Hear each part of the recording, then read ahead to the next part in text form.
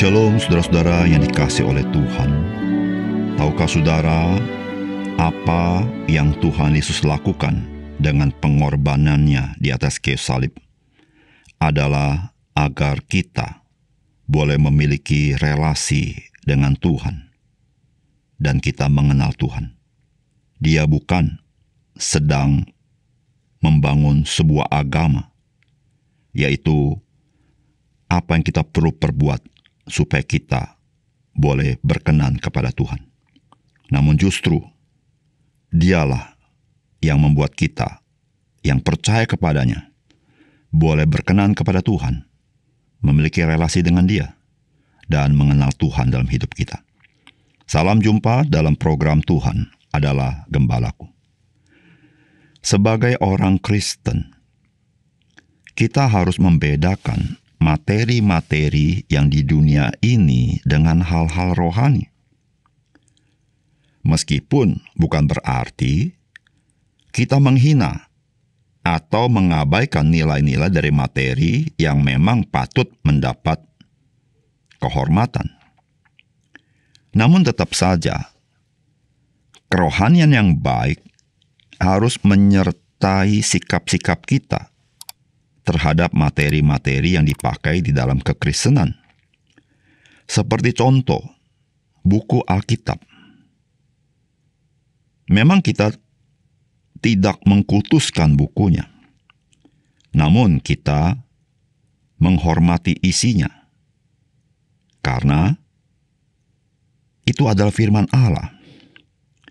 Tetapi kita tetap tidak memperlakukan buku Alkitab dengan tidak wajar, bukan? Contoh lain, gedung gereja. Kita patut menghargainya, bukan? Namun tidak menggantikan hakikat gereja itu sendiri. Yang mana hakikat gereja itu bukan gedung gerejanya. Kayu salib yang tergantung tidak menjadi objek ketika kita menyembah Kristus. Meski tidak juga kita memperlakukan kayu salib itu dengan cara yang tidak patut. Saudara mengagungkan secara absolut benda-benda tersebut dapat membawa kita masuk kepada fanatisme agamawi, bukan kebangunan rohani. Mari kita membaca Yeremia 26 ayat 1-15. Pada permulaan pemerintahan Yehoyakim, anak Yosia, Raja Yehuda, datanglah firman ini dari Tuhan, bunyinya. Beginilah firman Tuhan. Berdirilah di pelataran rumah Tuhan dan katakanlah kepada penduduk segala kota Yehuda yang datang untuk sujud di rumah Tuhan, segala firman yang kuperintahkan untuk kau katakan kepada mereka. Janganlah kau kurangi sepatah kata pun. Mungkin mereka mau mendengarkan dan masing-masing mau berbalik dari tingkah langkahnya yang jahat. Sehingga aku menyesal akan malapetaka yang kurancangkan itu terhadap mereka oleh karena perbuatan-perbuatan mereka yang jahat.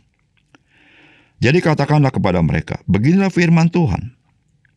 Jika kamu tidak mau mendengarkan aku, tidak mau mengikuti Tauratku yang telah kubentangkan di hadapanmu, dan tidak mau mendengarkan perkataan hamba-hambaku, para nabi, yang terus-menerus kuutus kepadamu, tetapi kamu tidak mau mendengarkan, maka aku akan membuat rumah ini sama seperti Silo, dan kota ini menjadi kutuk bagi segala bangsa di bumi.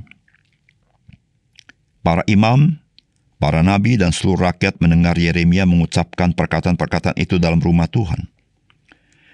Lalu sesudah Yeremia selesai mengatakan segala apa yang diperintahkan Tuhan untuk dikatakan kepada seluruh rakyat itu, maka para imam dan para nabi dan seluruh rakyat itu menangkap dia, serta berkata, engkau harus mati. Mengapa engkau menubuat demi nama Tuhan dengan berkata, rumah ini akan sama seperti Silo, dan kota ini akan menjadi reruntuhan, sehingga tidak ada lagi penduduknya. Dan seluruh rakyat berkumpul mengurumuni Yeremia di rumah Tuhan. Ketika para pemuka Yehuda mendengar tentang hal ini, pergilah mereka dari istana raja ke rumah Tuhan, lalu duduk di pintu gerbang baru di rumah Tuhan. Kemudian berkatalah para imam dan para nabi itu kepada para pemuka dan kepada seluruh rakyat itu, katanya, Orang ini patut mendapat hukuman mati. Sebab ia telah bernubuat tentang kota ini, seperti yang kamu dengar dengan telingamu sendiri. Tetapi Yeremia berkata kepada segala pemuka dan kepada seluruh rakyat itu, katanya, Tuhanlah yang telah mengutus aku supaya bernubuat tentang rumah dan kota ini, untuk menyampaikan segala perkataan yang telah kamu dengar itu. Oleh sebab itu, perbaikilah tingkah langkahmu dan perbuatanmu, dan dengarkanlah suara Tuhan Allahmu, sehingga Tuhan menyesal akan malapetaka yang diancamkannya atas kamu.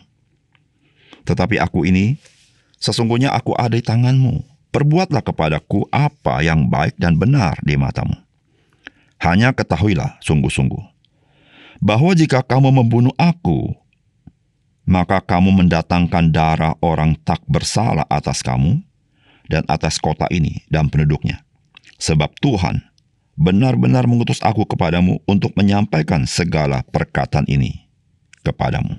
Saudara yang dikasihi oleh Tuhan, kota Yerusalem dan Bait Suci merupakan dua hal yang sangat disakralkan oleh pemimpin-pemimpin agama orang Yahudi. Dan itulah yang disinggung oleh Nabi Yeremia tentang kehancuran kota Yerusalem dan Bait Suci karena dosa-dosa orang Yehuda. Respon dari pemimpin agama itu adalah mereka akan membunuh Yeremia karena perkataan itu. Saudara, pernahkah saudara mendengar hal seperti ini terjadi pada masa kini? Saudara, apakah pesan firman Tuhan bagi kita? Yang pertama, fanatisme agamawi dapat membuat kita buta dan tuli terhadap peringatan Tuhan. Sebab fanatisme agamawi hanya membawa kita membela simbol-simbol agama karena merasa dengan itu kita membela Tuhan. Namun, sesungguhnya tidak membawa kita kepada pertobatan dari perbuatan-perbuatan dosa kita. Saudara, firman Tuhan berkata demikian. Para imam, para nabi, dan seluruh rakyat mendengar Yeremia mengucapkan perkataan-perkataan itu dalam rumah Tuhan. Lalu sesudah Yeremia selesai mengatakan segala apa yang diperintahkan Tuhan untuk dikatakan kepada seluruh rakyat itu, maka para imam, para nabi, dan seluruh rakyat itu menangkap dia serta berkata, "Engkau harus mati. Mengapa engkau bernubuat demi nama Tuhan dengan berkata, rumah ini akan sama seperti Silo, dan kota ini akan menjadi reruntuhan, sehingga tidak ada lagi penduduknya?" Dan seluruh rakyat berkumpul mengurumuni Yeremia di rumah Tuhan. Saudara, Nabi Yeremia menyampaikan peringatan Tuhan kepada orang-orang Yehuda. Bagaimana mereka hidup meninggalkan Tuhan, menyembah ilah-ilah lain, hidup berbuat dosa. Oleh karena itu, kota Yerusalem yang merupakan kota yang dipilih Tuhan di mana umat Tuhan beribadah kepada Tuhan. Bait Suci menjadi tempat di mana umat Tuhan beribadah kepada Tuhan. Tuhan sudah tinggalkan. Itu akan dihancurkan. Karena hal-hal itu tidak lagi menggambarkan umat Tuhan yang sesungguhnya. Kehancuran dari kota Yerusalem dan Bait Suci menggambarkan kepada bangsa Yehuda bahwa itulah kehidupan mereka. Namun saudara, setelah Yeremia menyampaikan firman Tuhan ini, mereka bukannya introspeksi diri, tetapi yang timbul dalam hati mereka adalah fanatisme agamawi. Mereka membela kota Yerusalem, mereka membela Bait Suci, seakan-akan mereka sedang membela Tuhan, padahal hidup mereka membelakangi Tuhan. Saudara yang dikasihi oleh Tuhan, sebagai orang percaya kita bisa masuk ke dalam fanatisme agamawi. Kita kelihatannya sebagai pengikut Kristus. Melalui apa? Yaitu melalui fanatisme agamawi. Yang kita bela adalah simbol-simbol kekristenan. Tetapi kita membelakangi Kristus. Kita bukannya bertobat dari dosa-dosa kita. Kita tetap dalam dosa-dosa kita. Tetapi secara lahiriah, kita kelihatannya seperti orang Kristen yang tulen, yang asli, melalui fanatisme agamawi. Saudara, bukan itu yang Tuhan inginkan dalam hidup kita. Saudara, pertobatan jauh lebih berharga daripada fanatisme agamawi. Fanatisme agamawi seringkali ekspresi dari kemunafikan daripada orang-orang yang beragama. Tapi kita sebagai orang percaya, mari kita tinggalkan semuanya itu. Mari kita mau hidup di dalam apa yang Tuhan inginkan, menyenangkan hati Tuhan, memiliki relasi yang indah dengan Dia. Yang kedua, fanatisme agamawi tidak sama dengan kehidupan rohani. Para fanatisme agamawi bukanlah selalu seorang yang memang sungguh-sungguh berbakti kepada Tuhan. Orang yang berbakti kepada Tuhan pastilah selalu mendengarkan dan mentaati firman Tuhan. Saudara, firman Tuhan berkata begini, tetapi Yeremia berkata kepada segala pemuka dan kepada seluruh rakyat itu katanya, Tuhanlah yang telah mengutus aku supaya bernubuat tentang rumah dan kota ini, untuk menyampaikan segala perkataan yang telah kamu dengar itu.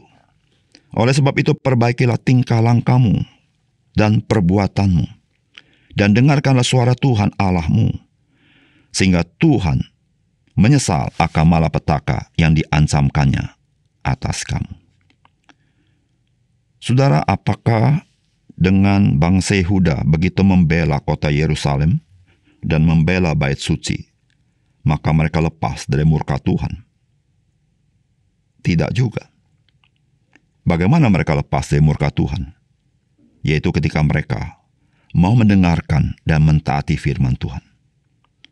Saudara yang kasih dalam Tuhan, orang-orang yang memiliki fanatisme agamawi tidak sama dengan orang-orang yang memiliki kerohanian yang baik.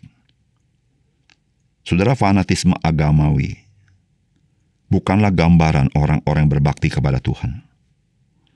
Namun orang-orang yang berbakti kepada Tuhan itu nyata ketika mereka mau mendengarkan dan mentaati firman Tuhan. Saudara, itulah yang harus menjadi hidup kita. Saudara, ada banyak simbol-simbol kekristenan di dalam kehidupan orang Kristen. Hal itu adalah baik, namun kita tidak boleh berlebihan terhadap simbol-simbol itu. Simbol-simbol itu tidak sama dengan Tuhan kita. Tuhan di atas segala sesuatu. Simbol-simbol itu tidak sama dengan firman Tuhan. Firman Tuhan di atas segala sesuatu. Saudara, kita harus menjadi orang Kristen yang selalu mau mendengarkan dan mentaati firman Tuhan. Disitulah, saudara, kita memiliki hidup yang berbakti kepada Tuhan, yaitu melakukan apa yang Tuhan perintahkan kepada kita. Dan kita boleh menjadi orang-orang percaya yang menyenangkan hati Tuhan, bahkan menjadi berkat bagi orang lain. Mari kita berdoa. Bapa surga, terima kasih untuk kebenaran firman-Mu yang menolong kami membedakan kehidupan rohani dengan fanatisme agamawi yang sia-sia. Biarlah kami sebagai orang percaya menjadi orang bijaksana. Kami bisa membedakan kehidupan rohani dan fanatisme agamawi. Terima kasih Tuhan, dalam nama Tuhan Yesus kami berdoa. Amin.